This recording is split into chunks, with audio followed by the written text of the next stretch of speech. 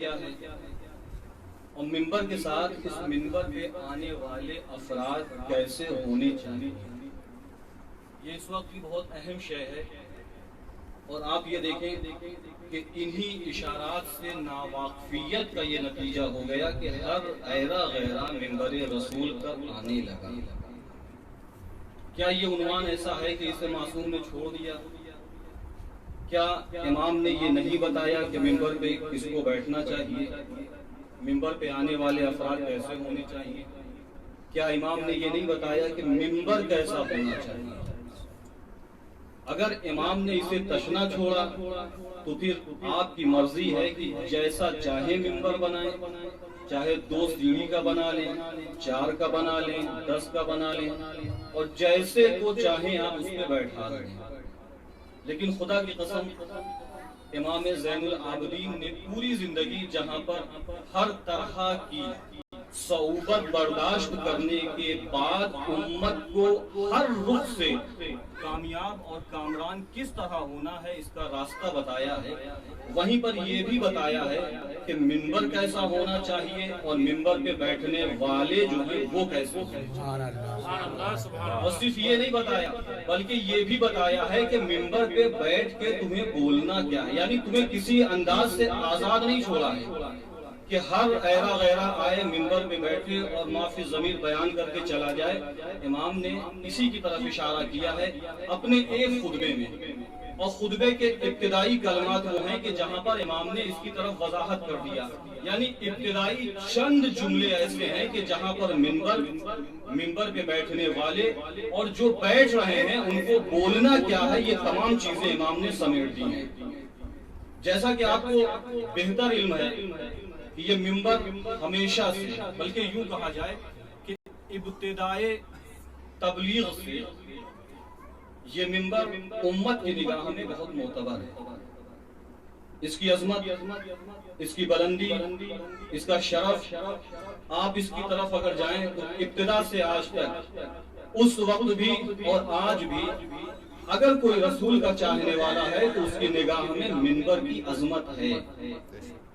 وہ رسول کا عقیدت مند، رسول کا چاہنے والا جب وہ منبر کو دیکھتا ہے تو بڑھ کے بوسہ دیتا ہے۔ آپ پوچھئے بھائی اس کو چون کیوں رہے ہو، تو کہیں گے چونکہ اس کی نسبت رسول کائنات سے ہے لہٰذا اس کا احترام کیا جاتا ہے۔ غور کریں گے آپ، کسی بھی مسلک کا ماننے والا ہو جس کے دل میں شرط ہے کہ رسول کی محبت ہے، وہ منبر کو بوسہ دیتا ہوا نظر آئے گا۔ سوال کیجئے گا کیوں؟ کہا چونکہ اس کی نسبت رسول سے ہے۔ تو یہی تو ہم اتنے عرصے سے امت کو بتانا چاہ رہے ہیں کہ دیکھو جس کی نسبت رسول سے ہو جاتی ہے وہ معتبر ہو جاتا ہے، جس کی نسبت رسول کائنات سے ہو جاتی ہے وہ صاحب عظمت ہو جاتا ہے، اتنا عظیم ہو جاتا ہے کہ اسے بوسہ دیا جاتا ہے، اسے چوما جاتا ہے۔ تو ابتدا سے آج تک منبر کی عظمت رہی ہے۔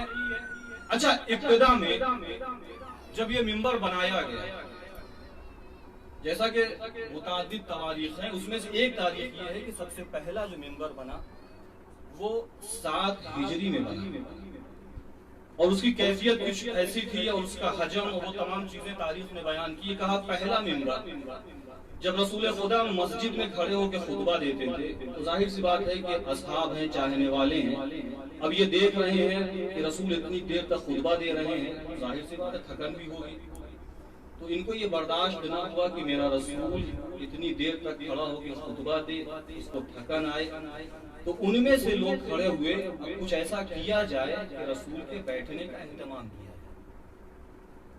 اب تاریخ یہ کہتی ہے کہ جب رسول خدا خطبہ دیتے تھے تو وہ آج کے زمانے میں پلر کہتے ہیں کہ جو جس کے اوپر مسجد کی پوری چھت تھی، لکڑی کی مسجد ہے، اس کے اوپر پوری چھت ہے لکڑی کی، اس پلر کو سہارا بنا کر رسول خدا خطبہ دیتے تھے۔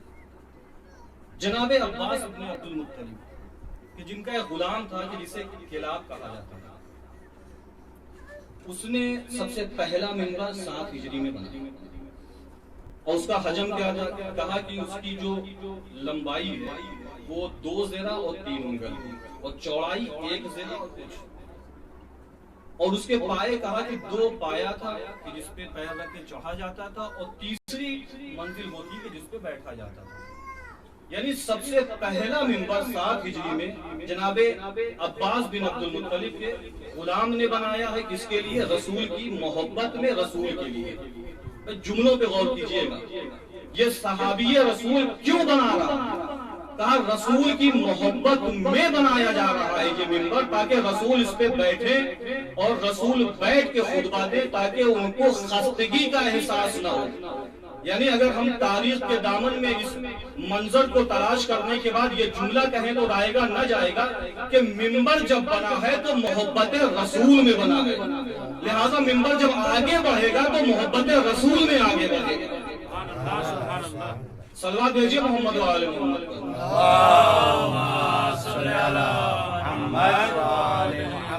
کہا یہ پہلا منبر کہ جسے بنایا گیا۔ اچھا، اب اس کا احترام بڑھتا چلا گیا۔ اس کو کس لیے استعمال کیا گیا؟ کہا کہ چونکہ رسول کی زبان، اور جب رسول بولتے ہیں تو وحی الہی کے ذریعے، رسول بولتے ہیں تو تبلیغ کرتے ہیں، رسول بولتے ہیں تو آیت قرآنی پڑھتے ہیں، رسول بولتے ہیں تو امر بالمعروف کرتے ہیں، رسول بولتے ہیں تو نہی عن المنکر کرتے ہیں، رسول بولتے ہیں تو پیغام الہی پہنچاتے ہیں۔ یعنی پہلی منزل میں یہ بات طے ہو گئی کہ منبر پہ آنے کے بعد کہیں ایرے غیرے کی بات نہیں ہوگی، جب بھی ہوگی کلام الہی پہنچایا جائے گا، جب بھی ہوگی تبلیغ رسالت پہنچائی جائے گی، جب بھی ہوگی امر بالمعروف و نہی عن المنکر پہنچایا جائے گا۔ کہا کہ یہ پہلی منزل ہے، اب یہ منبر آگے بڑھا۔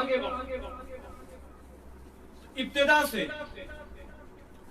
اس کا اتنا احترام رہا کہ اس کے ذریعے سے تلاوت قرآن امت تک پہنچائی جاتی ہے، اس کے ذریعے سے پیغام الہی پہنچایا جاتا ہے، اس کے ذریعے سے امر بالمعروف و نہی عن المنکر کیا جاتا ہے۔ لیکن یہ کب تک ہوا؟ اب یہاں سے تاریخ منبر آگے بڑھا کہ یہ کب تک ہوا کہ اس منبر سے توحید پہنچائی جائے، اس منبر سے رسالت پہنچائی جاتی رہی، اس منبر سے امر بالمعروف و نہی عن المنکر ہوتا رہا۔ آخر یہ سلسلہ کب تک رہا؟ تو آپ کو یہ معلوم ہے کہ رسول خدا کے بعد جیسے ہی حالات متغیر ہوئے، اب وہاں سے بیان منبر بدل گیا۔ رسول کی زندگی تک یہ منبر کسی سیاست کے لیے استعمال نہیں ہوا، لیکن رسول کے بعد یہی منبر اب منبر توحید نہیں رہ گیا بلکہ منبر سیاسی بھی ہے۔ غور کریں گے آپ، اب یہاں سے سیاست کی باتیں شروع ہو گئی۔ اب وہ پیغام اسی منبر پہ بیٹھ کے دوسری جھوٹی حدیثیں گڑ گڑ کے لوگوں کے سامنے بیان کی جاتی رہی، جبکہ اس سے پہلے رسول کی زندگی تک یہ منبر قرآن کی تلاوت کا مرکز تھا، یہ منبر تبلیغ کا مرکز تھا، یہ منبر امر بالمعروف و نہی عن المنکر کا مرکز تھا۔ لیکن رسول کے بعد اسی منبر سے جھوٹی حدیثیں گڑھ کے امت تک پہنچائی جانے لگی۔ ابھی یہ سلسلہ شروع ہوا ہے، اب آگے بڑھیے۔ ابھی جھوٹی حدیثیں گڑھ کے امت تک پہنچائی جا رہی ہیں، اس کا مطلب کیا ہے کہ رسول کی تکذیب کی جا رہی ہے منبر رسالت میں۔ جب یہ سلسلہ اور آگے بڑھا اور یہ منبر بڑھتے بڑھتے عموی حکومت کی جاگیر بن گیا، تو اب اسی منبر سے ایک دوسرا کام لیا جانے لگا۔ وہ کیا تھا؟ کہا ابھی تک یہ منبر سیاسی تھا، رسول کی زندگی تک توحید اس منبر سے پہنچائی گئی، اس کے بعد یہ منبر سیاست میں تبدیل کر دیا گیا۔ اب جب عموی حکومت آئی ہے تو اس منبر کا نظام اور بدل دیا گیا۔ اب کیا ہے؟ کہا اس منبر کو اہل بیت کے خلاف استعمال کیا جانے لگا، اہل بیت کے اوپر سب و شتم کرنے کے لیے استعمال کیا جانے لگا، اہل بیت کے خلاف وہ کہ جو اہل بیت کی سیرت میں نہیں تھا اسے بیان کرنے کے لیے اس منبر کا استعمال کیا جانے لگا۔ یعنی آپ غور کر لیں کہ چلا تھا منبر توحید سے، چلا تھا منبر پیغام رسالت سے، چلا تھا منبر امر بالمعروف و نہی عن المنکر سے، لیکن رسول کے بعد یہ منبر سیاسی بنا، اور اسی منبر پہ بیٹھ کے رسول کے خلاف لوگ باتیں کرتے رہے، رسول کی طرف منسوب کر کے غلط حدیثیں بیان کرتے رہے، اور یہ منبر جب اور آگے بڑھا تو اہل بیت رسالت کے خلاف اس کا استعمال کیا جانے لگا۔ یعنی اس منبر نے ابھی تک 3 منزلیں طے کی ہیں۔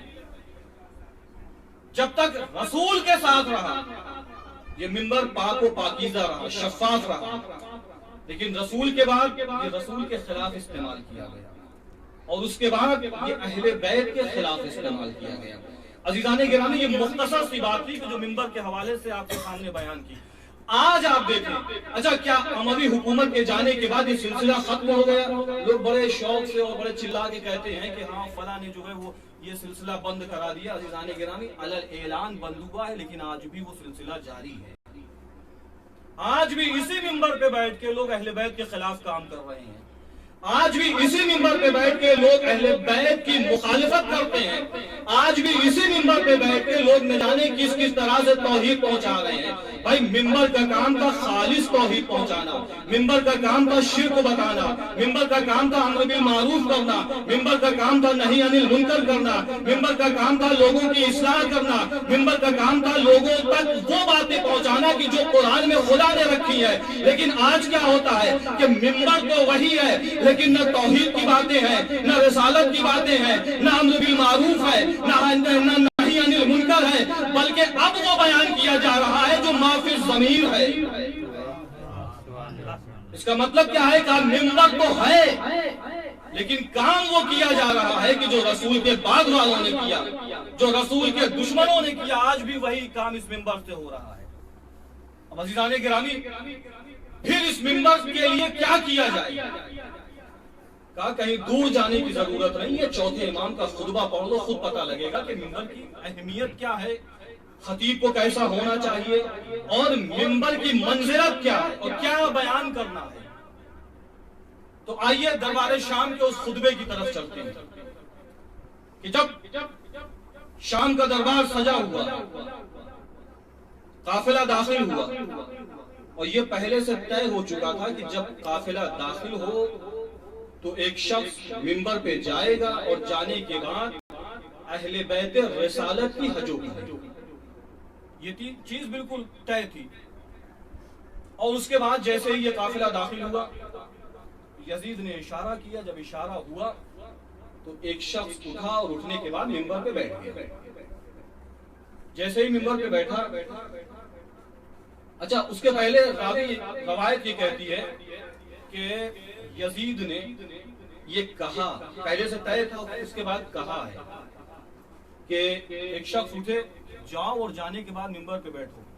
جیسے ہی امر ہوا تو تاریخ یہ کہتی ہے کہ فصعد خطیب و منبر، خطیب اٹھا۔ دیکھیں جملوں پہ غور کیجئے گا کیونکہ مجھے ابتدائی جملوں سے نتیجہ آپ تک پہنچانا ہے۔ فصعد خطیب و منبر، کون اٹھا؟ راوی کہتا ہے، روایت کہتی ہے کہ منبر پہ کون بیٹھا؟ خطیب بیٹھا۔ غور کیجئے گا، فصعد خطیب و منبر، شخص اٹھا، خطیب اٹھا، کہاں بیٹھا؟ منبر پہ۔ اب جانے کے بعد روایت کے جملے ہیں فحمد واثنى علیہ، کہ اس نے خدا کی حمد کی، ثنا کی۔ کون کر رہا ہے؟ وہ کہ جسے یزید نے منبر پہ بیٹھایا۔ اس نے کیا کیا؟ کہا کہ اس نے خدا کی حمد کی اور ثنا کی۔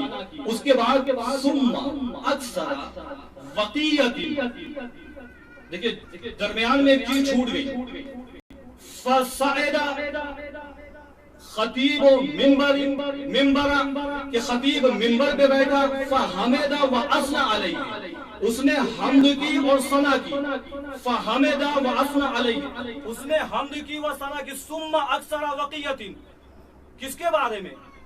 مولا کائنات کے بارے میں، امام حسین کے بارے میں۔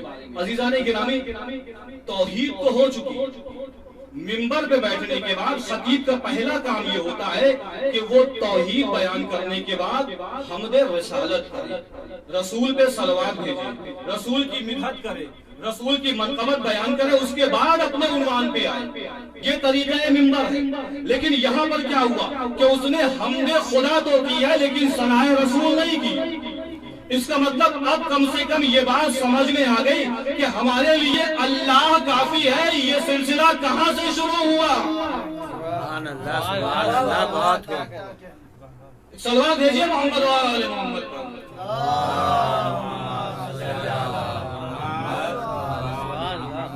منبر پہ بیٹھا خدا کی حمد و ثنا کرنے کے بعد رسول کو درمیان سے ہٹانے کے بعد ثم اکثر بقیت بے علی علیہ السلام اور امام حسین کے خلاف اس نے جتنی باتیں کرنی تھی کی. اس کے بعد پھر کیا کیا؟ وَأَتْنَبَ فِي تقریض معاویہ و یزید لعنہم اللہ. اس نے مدح و ثنا کی. کس کی؟ یزید کی اور معاویہ اس کے بعد کی. اور جتنا بہتر ہو فَذَكَرَهُمَ بِجَمِيلٍ, اس نے بہتر سے بہتر ان کے فضائل بیان کیے. عزیزان گرامی یہیں پر آپ کو روکوں گا, ابھی اس کے بعد کی بہت منزلیں, لیکن ایک جملہ کہنے کا دل چاہتا ہے کہ یزید نے کس کو بیٹھایا؟ خطیب کو بیٹھایا. خطیب نے کیا کیا؟ حمد ثنا کی, حمد خدا کی, خدا کی مدحت کی. اس کے بعد کیا کیا؟ اہل بیت کی شان میں گستاخی کی. اور کس کی فضیلت بیان کی؟ کہا یزید کی, اور اس کے بعد کی فضیلت بیان کی. اس کا مطلب کیا ہے؟ اب یہاں سے کم دربار شام نے آنے والی امت کو ایک پیغام دے دیا, ایک ایسا مسئلہ حل کر دیا کہ جس میں آج تک امت الجھی ہوئی ہے. کہا دیکھو بیٹھنے والا کون ہے؟ کہا یزید کا خطیب ہے. بیٹھالا کس نے؟ یزید نے بیٹھالا. بات کیا ہوئی تھی؟ کہا طے یہ ہوا تھا کہ اہل بیت کی حجو ہوگی اور یزید اور اس کے بعد کی مدح و ثنا ہوگی. اب عزیزان گرامی جملہ کہنے کا بھی چاہتا ہے. دربار خلافت ہے, خلافت کا یہ منبر ہے. خلیفہ نے خطیب کو بیٹھالا, خطیب منبر پہ بیٹھا, خدا کی حمد کی, حمد و ثنا کرنے کے بعد اہل بیت کی مذمت کی, یزید اور اس کے بعد کی حمد و ثنا کی, ان کی فضیلت بیان کی. بیٹھنے والا کون ہے؟ کہا خطیب ہے. بیٹھانے والا کون ہے؟ کہا یزید ہے. اس کا مطلب یہ ہے کہ بیٹھنے والا یزید کا خطیب ہے. غور کیجئے گا, بیٹھنے والا یزید کا خطیب ہے. اب اگر میں تاریخ سے پوچھوں کہ مجھے یہ بتاؤ کہ یزید کون, تو تاریخ نے کہا کیا تمہیں نہیں معلوم یزید زانی ہے؟ کیا تمہیں نہیں معلوم یزید شراب خور ہے؟ کیا تمہیں نہیں معلوم یزید توحید کا انکار کرنے والا ہے؟ کیا تمہیں نہیں معلوم یزید حرمتوں کو پامال کرنے والا ہے؟ کیا تمہیں نہیں معلوم یزید بندر سے کھیلنے والا ہے؟ کیا تمہیں نہیں معلوم یزید رسالت کا انکار کرنے والا ہے؟ کیا تمہیں نہیں معلوم یزید توحید کا انکار کرنے والا ہے؟ یزید رسول کی رسالت کا انکار کرنے والا ہے. اب اگر میں جملوں کو پلٹوں, یزید کون؟ کہا زانی. اس کا مطلب منبر میں کون بیٹھا؟ کہا زانی کا خطیب بیٹھا ہے. یزید کون؟ کہا یزید حرام خور. اب منبر میں کون بیٹھا؟ کہا حرام خور کا منبر میں خطیب بیٹھا ہے. یزید کون ہے؟ کہا توحید کا انکار کرنے والا.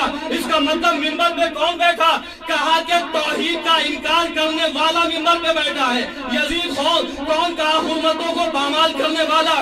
اس کا مطلب منبر پہ حرمتوں کا پامال کرنے والے کا خطیب بیٹھا ہے. یزید کون ہے؟ کہا رسالت کا انکار کرنے والا. اس کا مطلب منبر پہ رسالتوں کے انکار کرنے والے کا خطیب بیٹھا ہے. بھائی جب یزید کا خطیب منبر پہ بیٹھے, زانی کا خطیب منبر پہ بیٹھے, حرمتوں کے پامال کرنے والوں کا خطیب منبر پہ بیٹھے, توحید کا انکار کرنے والے کا خطیب منبر پہ بیٹھے, تو اب اس سے اہل بیت کی ثنا کی توقع نہ کرنا. یہ جب بھی بولے گا اہل بیت کے خلاف بولے گا. صلوات بھیجے محمد علیہ محمد.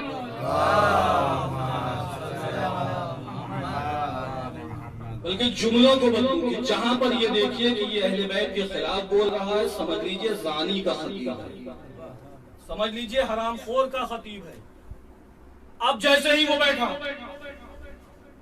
حمد و ثناء الہی کے بعد تمام سلسلے ہوئے. اس کے بعد جب اہل بیت کی مذمت کرنے لگا تو اب یہاں پر چوتھے امام نے پیغام دیا. پیغام کیا ہے؟ جیسے ہی وہ اہل بیت کی شان میں گستاخی کرنے لگا, راوی کہتا قال فصاح بہ زینب, فصاح بہ, فوراً امام چلائے. اب ہاتھوں کو جوڑوں گا, مولا چلانے کی کیا ضرورت تھی؟ آہستہ سے کہہ دیتے چپ ہو جا, خاموش ہو جا, یہ کیا ہو گیا ہے, تجھے کیا کہہ رہا ہے؟ لیکن نہیں, امام فصاح بہ, امام چلائے ہیں اور چلا کے اسے خاموش کیا ہے. گویا امام چلا کے یہ بتا رہے ہیں کہ دیکھو جب حجت خدا کے خلاف بولا جائے تو پھر خاموش رہنے کی ضرورت نہیں ہے, بلکہ چلا کے اسے خاموش کیا جائے. اب امام چلانے کے بعد اب یہاں پر امام نے منبر، خطیب منبر اور بیان منبر کے بارے میں بیان کرنا شروع کیا۔ امام جب چلائے تو چلا کے خاموش ہو گئے، کہا نہیں، امام نے جملہ کہا، کیا کہا؟ ویلک ایھا الخاطب۔ آپ کو معلوم ہے کہ ویل کے بارے میں، ویل کسے کہتے ہیں؟ ویل اردو والا ویل نہیں ہے کہ جس میں آپ افسوس کا معنی استعمال کریں کہ افسوس ہے تجھ پہ، نہیں، امام اردو میں بات نہیں کر رہے ہیں۔ ویلک ایھا الخاطب، یہیں پہ آپ کو روکوں گا۔ کہا ویل کا معنی کیا ہے؟ امام چھوڑ دیتے، ویلک نہ کہتے، جب چلا چکے تھے ایھا الخاطب کہہ کے آگے بڑھ جاتے، کیا بات نامکمل ہوتی؟ نہیں، نامکمل نہیں تھی بات، امام آگے بڑھا رہے، لیکن ایک ایک جملہ خدا کی قسم امام نے اپنے خطبے میں جو رکھا ہے، یا اس منزل پہ جو امام نے ایک ایک لفظ جو رکھا ہے، وہ لفظ وہ بامعنی ہے، اگر اس کی شرح کی جائے تو نہ جانے کتنی صدیاں اس سے استفادہ حاصل ہے۔ سبحان اللہ، سبحان اللہ۔ کا ویلک، اب آئیے قرآن سے پوچھتے ہیں، قرآن یہ بتا دے کہ ویل کیا ہے؟ کیا وہ آیت بھول گئے؟ ویل لکل ہمزۃ لمزۃ، اور کریں گے آپ؟ اچھا آئیے ویل کا معنی کیا ہے؟ کہا ویل کا معنی ہے، دو معنی بتایا ہے، تیسرا مصداق بتایا گیا ہے۔ کہا ویل کہتے ہیں عذاب، ویل کہتے ہیں ہلاکت، اور جہنم میں ایک وادی ہے کہ جو اہل بیت کے دشمنوں کے لیے ہے، اس کا نام ویل ہے۔ اب آئیے پلٹتے ہیں، قرآن نے کیا کہا؟ ویل لکل ہمزۃ لمزۃ۔ یہاں پر امام کہتے ہیں ویلک ایھا الخاطب۔ اب اردو کا معنی چھوڑ کے افسوس، سر افسوس نہیں، ہٹائیے اس کو، عربی کا معنی لیجئے ہلاکت، عربی کا معنی لیجئے عذاب، عربی کا معنی لیجئے جہنم کی وادی۔ گویا کہ اس نے جیسے ہی اہل بیت کی شان میں گستاخی شروع کی، امام نے ویلک کہہ کے یہ بتایا کہ خاموش ہو جا وہ کہ جس کے لیے ہلاکت ہے، خاموش ہو جائے وہ کہ جس کے لیے عذاب ہے، بلکہ یہاں تک نہیں، بلکہ امام یہ کہتے ہیں کہ سنو، جو ہم اہل بیت کی شان میں گستاخی کرے اس کے لیے جہنم میں وادی ویل ہے۔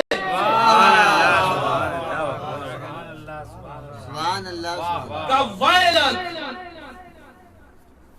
اس کے بعد امام آگے بڑھے ایھا الخاطب۔ پھر میں یہاں پر ہوں،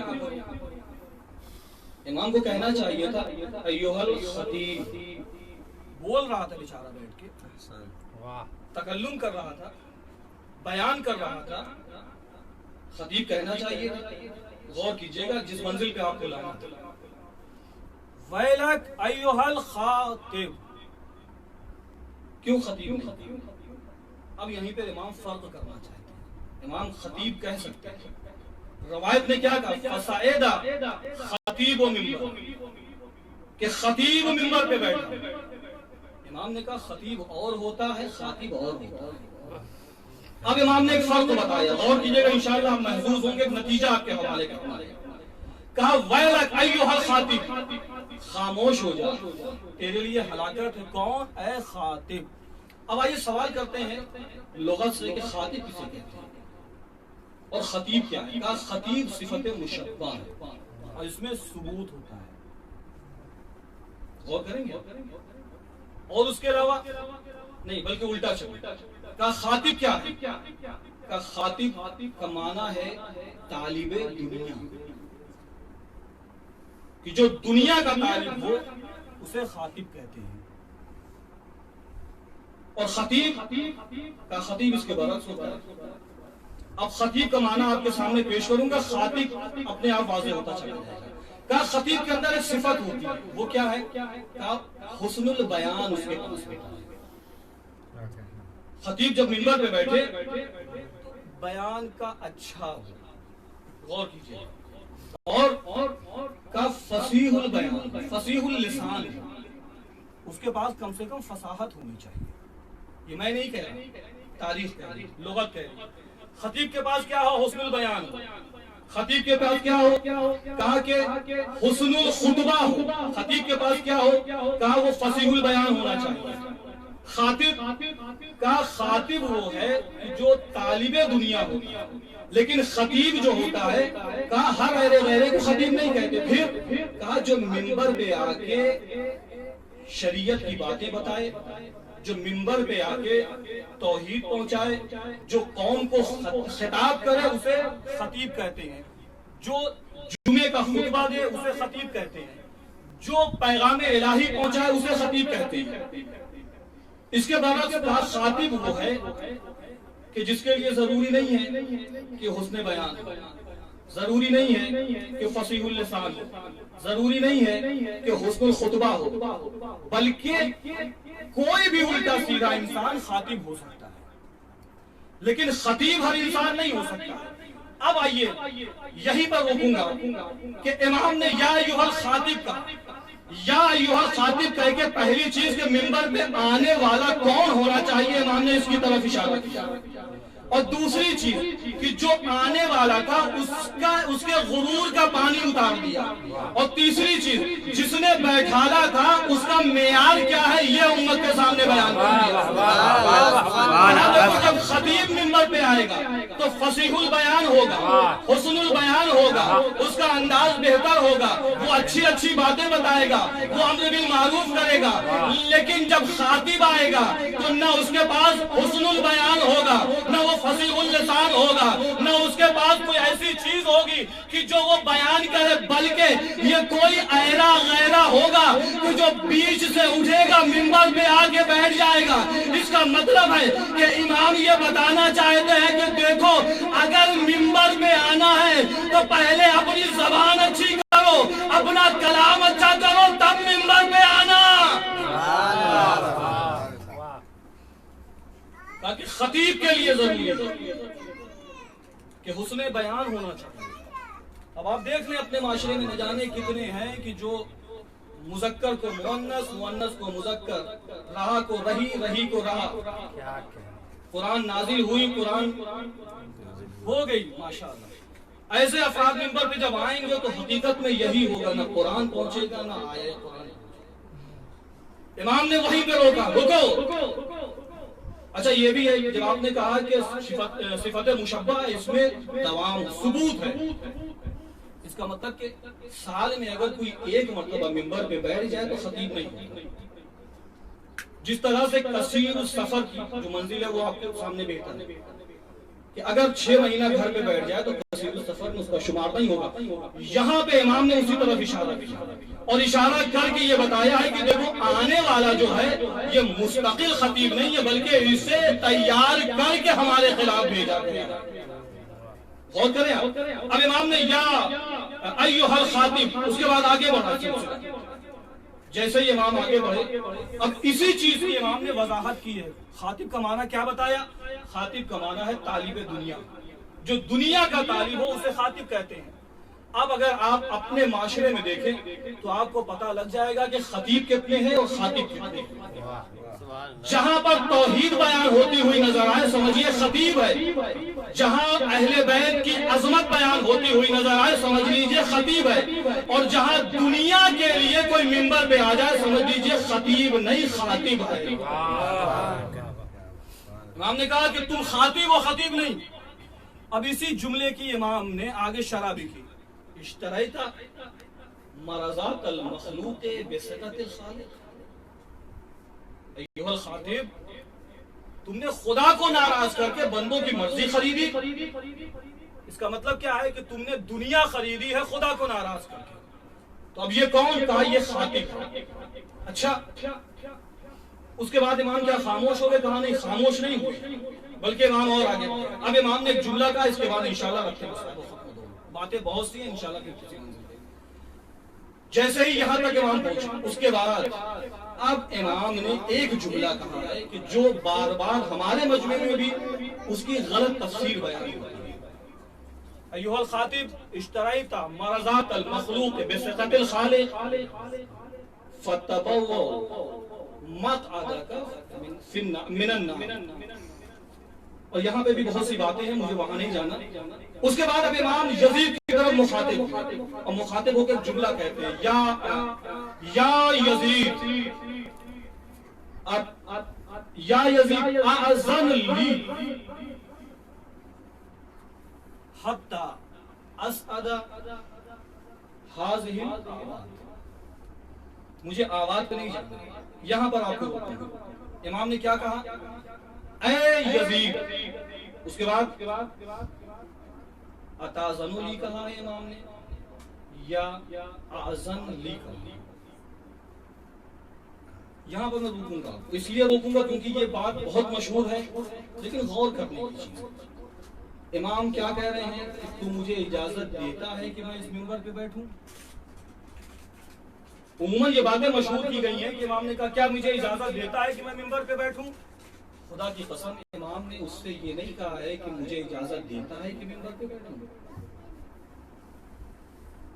اب آپ کہیں گے کہ بھائی مشہور چیز ہے، مشہور ہونا اور ہے، حقیقت ہونا اور ہے. اب یہاں پر ایک فرق ہے. آپ جب حدیث قصہ پڑھتے ہیں تو اس میں کیا پڑھتے ہیں؟ اتاذن لی ان ادخل، کیا مجھے یہ اجازت، یعنی آپ مجھے یہ اجازت دیتے ہیں کہ میں اس میں داخل ہو جاؤں؟ یہ پڑھتے ہیں نا. یہاں پر کیا امام نے یہی کہا ہے اتاذن لی، تو مجھے اجازت دیتا ہے کہ میں داخل ہو جاؤں؟ اگر امام یہ کہتے کہ کیا مجھے اجازت دیتا ہے کہ میں داخل ہو جاؤں، کیا مجھے اجازت دیتا ہے کہ میں منبر پہ بیٹھ جاؤں، کیا تو مجھے اجازت دیتا ہے کہ میں جا کر بیان کروں، تو خدا کی قسم پھر امام نہ. بڑا جملہ کہہ رہا ہوں عزیزان گرامی. یہاں پر کہا جاتا ہے کہ امام اس سے اجازت لے رہے ہیں. عزیزان گرامی امام اجازت نہیں لے رہے ہیں بلکہ جملہ کیا ہے؟ عربی میں امام امر کر رہے ہیں. امام کیا کہہ رہے ہیں؟ یا یزید اذن لی، اے یزید مجھے اجازت دے، اجازت دے. امام یزید کو امر کر رہے ہیں کہ مجھے اجازت دے. طلب کرنا اور ہوتا ہے، امر کرنا اور ہوتا ہے. اگر یہ کہا جائے کہ امام نے کہا ہے کہ کیا تو اجازت دیتا ہے کہ میں منبر پہ بیٹھوں، تو گویا امام اسے طلب کر رہے ہیں، میں ہاتھ جوڑتا ہوں مجھے اجازت دے میں بیٹھ جاؤں. لیکن امام نے یہاں طلب نہیں کیا ہے بلکہ امر کیا ہے، آذن لی، اے یزید مجھے اجازت دے کہ میں منبر پہ بیٹھ جاؤں. اب عزیزان گرامی کم سے کم یہاں پر اتنا تو واضح ہو گیا کہ جو دربار خلافت میں کھڑا ہو کر ابو سفیان کی ناجائز اولاد کے سامنے ہتھکڑیوں میں جکڑا ہوا، اس کی نسل کو امن کرے، وہ ابو طالب کے لہو کے علاوہ کوئی اور نہیں ہو سکتا. صلوات بھیجے محمد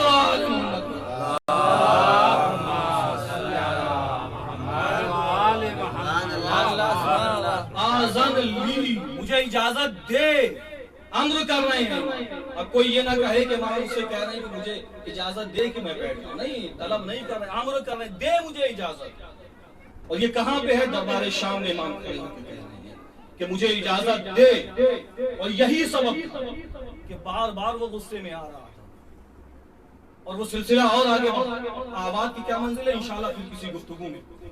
امام نے اپنا روب اس کے اوپر ظاہر کیا. امام نے یہ بتایا ہے کہ دیکھو ہم اگر زنجیر میں بھی جکڑے ہوں تو ہم غلام نہیں ہیں بلکہ ہم آزاد ہیں. تم نے ہمیں قید کر کے کیا سمجھ لیا ہے کہ ہم تمہاری باتوں کو مان لیں گے؟ نہیں، بلکہ ہم وہ ہیں کہ جو لوگوں کو راہ راست پہ لانے آئے ہیں.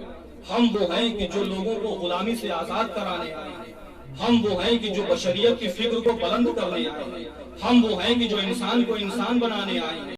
ہم وہ ہیں کہ جو انسانیت کا درس دینے آئے ہیں. انسان تو موجود تھے، انسانیت موجود تھی، لیکن ان کو یہ نہیں معلوم تھا کہ انسان کے اندر انسانیت کس چیز کا نام ہے. کہا کہ اگر تم نے ہمیں قید کر لیا ہے تو اس کا مطلب یہ نہیں ہے کہ ہم قیدی ہیں، بلکہ اگر ہم کربلا سے چل کے آئے ہیں تو ہم تمہارے تخت کو الٹنے کے لیے آئے ہیں. اور یہی ہوا کہ جب امام نے خطبہ دیا ہے اور خطبہ جب آگے بڑھا تو دربار سے آواز بلند ہوئی. کس چیز کی؟ گریے کی آواز.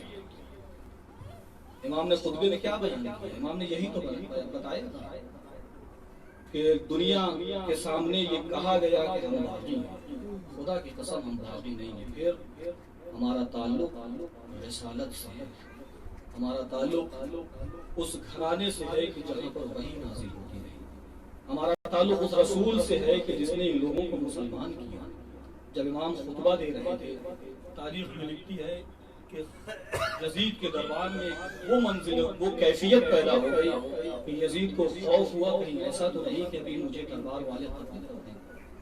عزیزان گرامی، امام سجاد خطبہ دیتے چلے جاتے، خطبے میں اپنے جد امیر المومنین کے فضائل بیان کر رہے ہیں، اور آپ نے یہ کم دیکھا ہوگا کہ فضائل بیان ہو اور لوگ روئیں، لیکن دربار شام کا وہ خطبہ تھا کہ امام زین العابدین مولا کائنات کی عظمت بیان کر رہے ہیں اور درباری چیخ مار کے رو رہے ہیں۔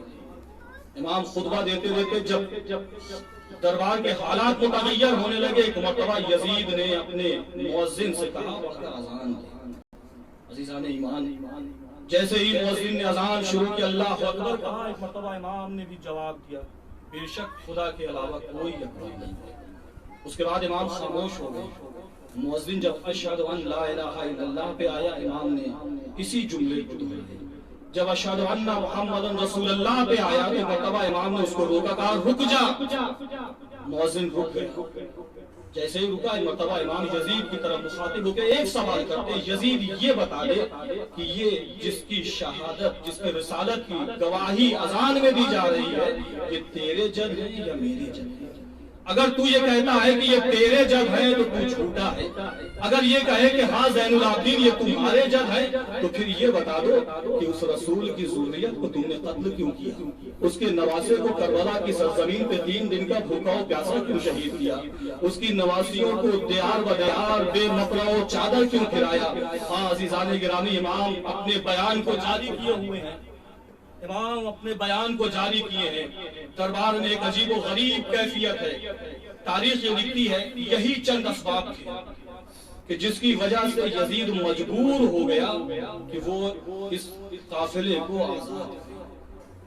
یہ قافلہ آزاد ہوا کیونکہ کل کی مجلس ہے اور انشاءاللہ شہادت اس میں بیان ہوگی، مجھے وہاں نہیں جانا ہے۔ امام کے اوپر نہ جانے کتنے مظالم اٹھائے گئے کہ جس کا مرثیہ امام نے صرف اس انداز سے پڑھا ہے، الشام الشام الشام۔ نہ جانے کیسی کیسی مصیبتیں تھیں جو امام زین العابدین پر ڈالی گئی ہیں۔ عزیزان گرامی، روایت آپ پڑھیں، آپ کو یہ ملے گا کہ جب بھی بیویاں کسی، یا یوں کہا جائے کسی منزل پہ بیویاں آگے جانے کو تیار نہ ہوتی تو شمر تازیانہ لے کر چوتھے امام کے قریب آتا اور انہیں اذیت دیتا۔ جب حسین کا سر موقع نیزہ سے زمین پہ آتا تو شمر تازیانہ لیتا، چوتھے امام کے قریب آتا۔ جب عباس کا سر آگے بڑھنے سے انکار کرتا، شمر آگے بڑھتا، چوتھے امام کو تازیانہ لگاتا۔ یعنی جب امام قیدی بنے ہیں اس وقت سے لے کر دربار یزید تک نہ جانے کتنے تازیانے غریب زہرا نے کھائے ہیں۔